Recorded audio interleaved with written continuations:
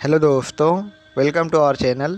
तो जैसा कि आप सभी लोग जानते हैं कि इस चैनल पर राष्ट्र गौरव के एग्ज़ाम की तैयारी कराई जा रही है और बहुत सारे क्वेश्चंस को अपलोड कर दिया गया है। अगर आपने वह वीडियो नहीं देखी है तो जाके प्लेलिस्ट में देख सकते हैं। बहुत सारे क्वेश्चंस को अपलोड कर दिया गया है और उसका पीडीएफ भी आप सभी लोगों को दे दिया गया है। ठीक है, तो इस वीडियो में हम लोग कुछ और इम्पोर्टेंट क्वेश्चंस को देखेंगे।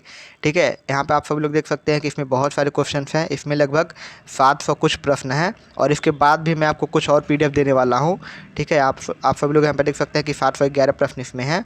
इसके बाद भी मैं आपको कुछ पीडीएफ और दे दूँगा। तो अगर आप लोग इतना पढ़ लेते हैं तो राष्ट्र गौरव के एग्ज़ाम में आपके बहुत अच्छे नंबर आएंगे। ठीक है, पिछली बार भी मैंने बहुत सारे पीडीएफ दिया था और उसमें से लगभग 90% सवाल मिले थे। ठीक है, जो भी मैंने दिया था पीडीएफ 2021 के राष्ट्र गौरव की परीक्षा में, उसमें 90% सवाल आसानी से मिल गए थे। ठीक है, तो अगर आप लोग इतना पढ़ेंगे तो आसानी से आप लोग राष्ट्र गौरव का एग्ज़ाम पास कर पाएंगे। तो यहाँ पे आप सभी लोग सबसे पहला प्रश्न देखते हैं, क्योंकि मैंने इसके पहले का बता दिया था तो हम लोग यहाँ से स्टार्ट करेंगे। क्वेश्चन नंबर आपका 80 से स्टार्ट करेंगे। ठीक है, तो सबसे पहला प्रश्न है, यह तो इम्पोर्टेंट नहीं है वैसे, अगला देख लेते हैं। यहाँ पर ऋग्वेद का प्रथम शब्द क्या है? तो ऋग्वेद का जो प्रथम शब्द है वह है आपका अग्नि है। यह बहुत ही इंपॉर्टेंट है और मैं इस वीडियो में बस इंपॉर्टेंट क्वेश्चन बताऊंगा। अगर आपको इस पूरे का पीडीएफ चाहिए तो आप सभी लोग जाकर टेलीग्राम और इंस्टाग्राम पर ज्वाइन हो सकते हैं। ठीक है, इस वीडियो में मैं बस वही क्वेश्चन बताऊँगा जो आपके इस साल के एग्ज़ाम में आने की पूरी संभावना है। ठीक है, और यहाँ पे है एक और प्रश्न, राष्ट्र शब्द का प्राचीनतम प्रयोग किस वाक्य में हुआ है? तो इसका जो राइट आंसर हो जाएगा आपका पहला हो जाएगा। ठीक है, माँ त्वदा राष्ट्र अधिभ्रष्ट। ठीक है, अगला है आपका चारों वेदों में संगीत से संबंधित कौन सा वेद है? यह भी बहुत ही इंपॉर्टेंट है। तो साम वेद जो है वह संगीत से संबंधित होता है, इसको आप सभी लोग याद कर लेंगे। और एक बहुत ही इंपॉर्टेंट क्वेश्चन है आपका, गीत गोविंदनम के रचनाकार कौन थे? तो इसका राइट आंसर हो जाएगा आपका जयदेव थे। ठीक है, अगला प्रश्न है आपका, यहाँ पर भगवान बुद्ध की स्मृति में किस शासकों ने 84,000 स्तूप बनवाए थे? तो इसका राइट आंसर हो जाएगा अशोक ने। किस शासक ने? ठीक है, यहाँ पर शासक रहना चाहिए। किस शासक ने बनवाए थे? तो अशोक ने बनवाए थे। अगला है, त्रिपिटक का संबंध किस धर्म से है? तो बुद्ध धर्म से है। महात्मा बुद्ध के उपदेशों का संग्रह ग्रंथ कौन है? तो पिटक है। ठीक है, अगला है, मौर्य समाज ने अपनी राजधानी कहाँ बनवाया? तो मौर्य समाज ने अपनी राजधानी पाटलिपुत्र में बनवाया था। सांख्य दर्शन के प्रवर्तक कौन थे? तो सांख्य दर्शन के प्रवर्तक जो थे वह थे कपिल। कबीर के गुरु कौन थे? तो कबीर के गुरु थे रामानंद जी। अगला क्वेश्चन है, प्राचीन भारत का शतमान क्या था? तो प्राचीन भारत का शतमान था चांदी की मुद्रा। अगर आप इस वीडियो को 2 से 3 बार देखेंगे तो आपको सारे क्वेश्चन वैसे ही याद हो जाएंगे। ठीक है, तो इस वीडियो को आप लोग डाउनलोड कर लीजिए या फिर 2 से 3 बार वॉच कर लीजिए। ठीक है, प्राचीन भारत में किसे पार्थिव कहा जाता है? तो प्राचीन भारत में राजा को ही पार्थिव कहा जाता है। ठीक है, गया है। ठीक है, पार्थिव कहा गया है, जाता नहीं है, पार्थिव कहा गया है। अगला है, अर्थशास्त्र पुस्तक किससे संबंधित है?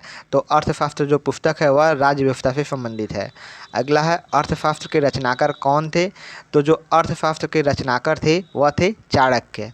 ठीक है, अगला है, गणित सार संग्रह पुस्तक के लेखक कौन है? तो गणित सार संग्रह पुस्तक के लेखक है महावीराचार्य।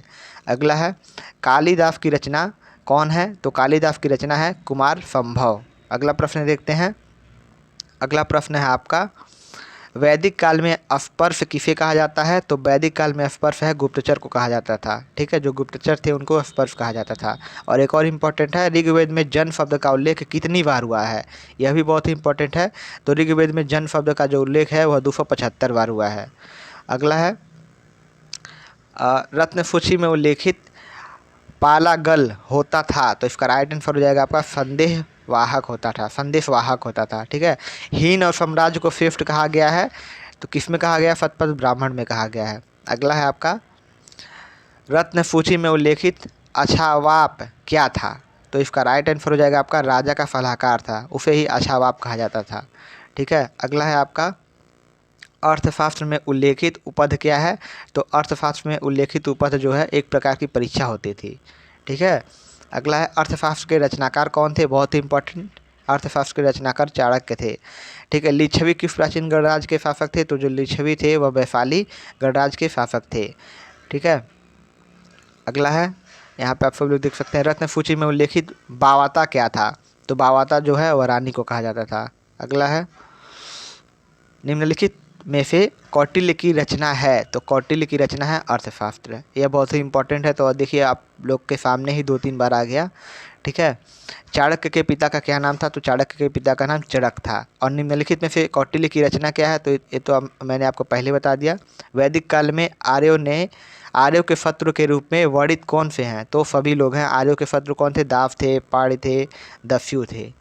अगला है आपका, अहिंसा परमो धर्म किसने कहा है, यह बहुत ही इंपॉर्टेंट है। तो अहिंसा परमो धर्म है जो है वह वेद व्यास जी ने कहा है। और वैदिक काल में किसे तक्षण कहा गया है, तो वैदिक काल में बढ़ई को ही तक्षण कहा गया है।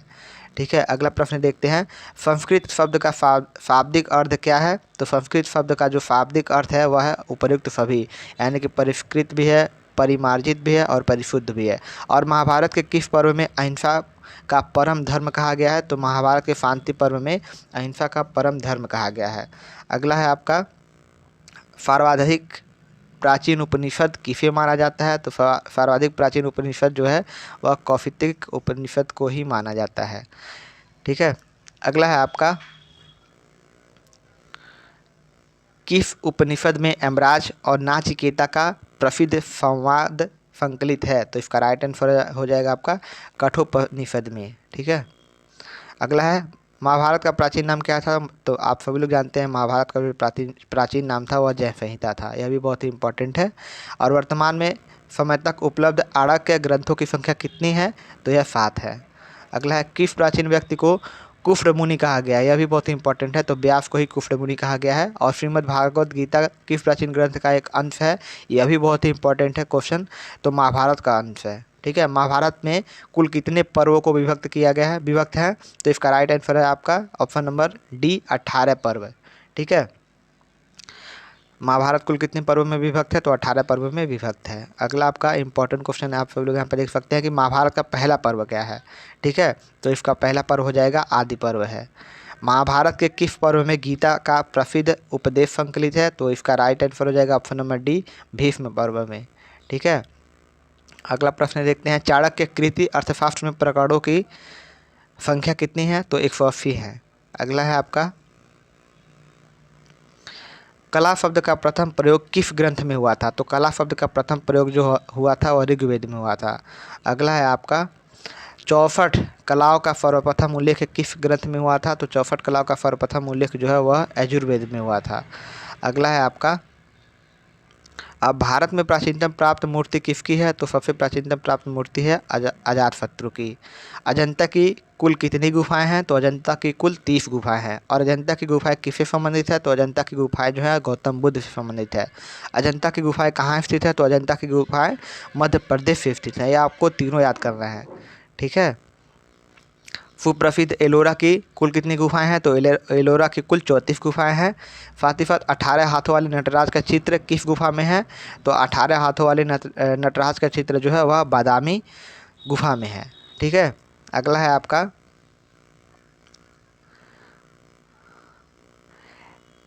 द्वैताद्वैत मत के प्रवर्तक आचार्य कौन थे, तो यह थे निम्बकाचार्य थे। ठीक है, और सुदैतवाद के प्रवर्तक आचार्य कौन थे, तो इसका राइट आंसर हो जाएगा आपका वल्लभाचार्य थे। यह भी बहुत ही इंपॉर्टेंट है। अलवार भक्तों का संबंध किस प्रदेश से है, यह भी बहुत ही इंपॉर्टेंट है, 2018 में पूछा था डीडीयू में, तो इसका राइट आंसर हो जाएगा ऑप्शन नंबर सी, तमिलनाडु में।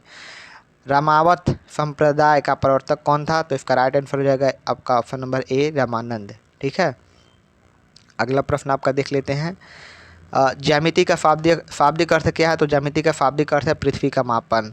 ठीक है, यहाँ से भी बहुत सारे इंपॉर्टेंट क्वेश्चन आपके बनते हैं। रफ रत्नाकर नामक ग्रंथ के रचनाकार कौन थे, तो इसका राइट आंसर हो जाएगा आपका ऑप्शन नंबर सी, नागार्जुन थे। और आश्रम व्यवस्था में जीवन के कितने चरण होते हैं, तो जीवन के उसमें 4 चरण बताए गए हैं। ठीक है, और अगला प्रश्न है आपका, पाई का मान सर्वप्रथम किसने ज्ञात किया था, तो पाई का जो मान है वह सर्वप्रथम बौद्धयन ने ज्ञात किया था। ठीक है, यह भी बहुत ही इंपॉर्टेंट है। अगला है आपका, किन ग्रंथों में ज्यामिति को गणित का कमल कहा गया है, तो जैन ग्रंथों में ज्यामिति को गणित का कमल कहा गया है। ऋग्वेद में उल्लेखित सबसे बड़ी संख्या क्या है, तो ऋग्वेद में उल्लेखित सबसे बड़ी संख्या आप सभी लोग यहाँ पे देख सकते हैं, ऑप्शन नंबर डी है। ठीक है, दशमलव प्रणाली का आविष्कार कब हुआ था, तो दशमलव प्रणाली का आविष्कार जो है वह मौर्य काल में हुआ था। अगला प्रश्न है, लीलावती किस विषय का ग्रंथ है? तो जो लीलावती है वह गणित विषय का ग्रंथ है। अगला है आपका, प्राचीन भारतीय वैज्ञानिकों ने किसे रसेश्वर कहा है? तो प्राचीन भारतीय वैज्ञानिकों ने पारद को रसेश्वर कहा है। ठीक है, तो बस आज के इस वीडियो में बस इतना ही रहने देते हैं। आगे की वीडियो जो है इसी चैनल पर अपलोड कर दी जाएगी कुछ देर बाद, तो आप सभी लोग जाके प्लेलिस्ट में चेक कर सकते हैं। ठीक है, प्लेलिस्ट में आपको राफ्ट गौरव प्ले लिस्ट में आपको बहुत सारे क्वेश्चन मिल जाएंगे और इसके PDF के लिए आप सभी लोग इंस्टाग्राम और टेलीग्राम पर ज्वाइन हो सकते हैं। ठीक है, सभी का लिंक आपको मैंने नीचे दे दिया है, तो सभी लोग आप लोग जाके ज्वाइन हो जाइए। तो आज के इस वीडियो में बस इतना ही, मिलते हैं आपसे अगली वीडियो में। Thank you so much.